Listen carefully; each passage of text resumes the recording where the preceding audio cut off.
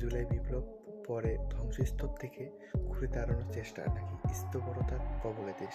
১.৫ বছরে ডক্টর ইউনূসের অন্তর্বর্তী সরকার অর্থনীতিতে কতটা ফেরাতে পারল স্বস্তি?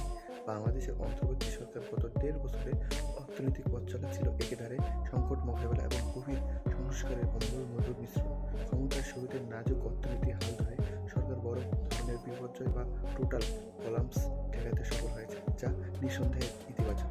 বিশেষ করে বৈদেশিক মুদ্রার রিজার্ভ $15 বিলিয়ন তলানি থেকে $32 বিলিয়ন উন্নতি করা, রেমিটেন্স প্রবাহ গতি আনা এবং সরকারের অন্যতম বড় সাফল্য ব্যাংক খাতে পর্যায়ে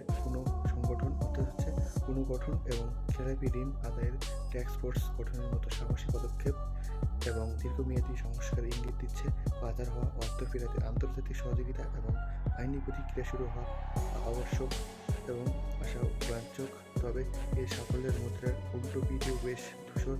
সরকারের উচ্চ মূল্যস্ফীতি নিয়ন্ত্রণ, কঠোর সংশোধনমূলক মুদ্রানীতি গ্রহণ করলেও সাধারণ মানুষের নাভিশ্বাস কমেনি, বরং চাল, ডাল, তেলের মতো নিত্যপণ্যের বাজারের সিন্ডিকেট দর্পণ্য এখানে দৃশ্যমান। উচ্চ সুদের হারের কারণে বেসরকারি বিনিয়োগ স্থবিরতা নেমে এসেছে, যার ফলে জিডিপি প্রসঙ্গত হচ্ছে যে জিডিপি প্রবৃদ্ধির হার তলানিতে ঠেকেছে এবং নতুন কর্মসংস্থান তৈরি না হওয়া, বেকারত্ব, দারিদ্র্যের হার আশঙ্কাজনক বেড়েছে। খেলাপি ঋণের পরিমাণ ৬ লাখ কোটি টাকা ছাড়িয়ে যাওয়া এবং আগের সরকারের মেগা প্রকল্পের ঋণের কিস্তি পরিশোধের ক্রমবর্ধমান চাপ সরকারের জন্য বড় অস্বস্তির কারণ হয়ে দাঁড়িয়েছে। পরিশেষে বলা যায়, সামষ্টিক অর্থনৈতিক স্থিতিশীলতা আনার প্রাথমিক যুদ্ধে সরকার